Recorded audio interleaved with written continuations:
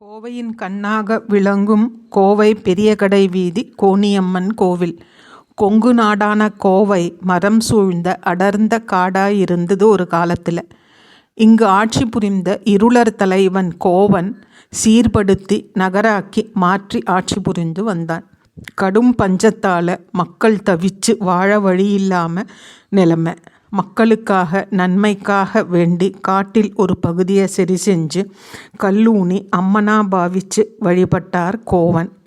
நாளாக பந்தம் மறைந்தது, மறைஞ்சே போச்சு. எங்கும் பசுமை. இருளர்கள் அந்த அம்மனை குலதெய்வமாய் வழிபட கோவில் கட்டினாங்க.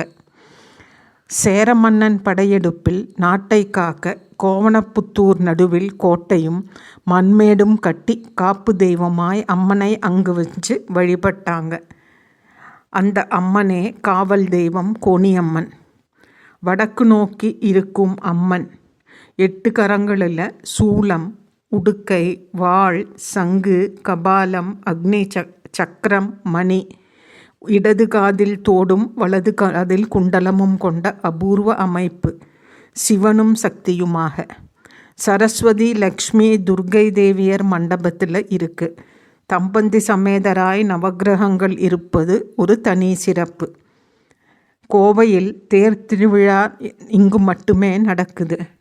விநாயகர், காளி, சுப்பிரமணியர் சந்நிதி, வேப்பம், வில்வம், நாகலிங்கம், அரசமரம் ஆகிய தேவமரங்களும் உண்டு.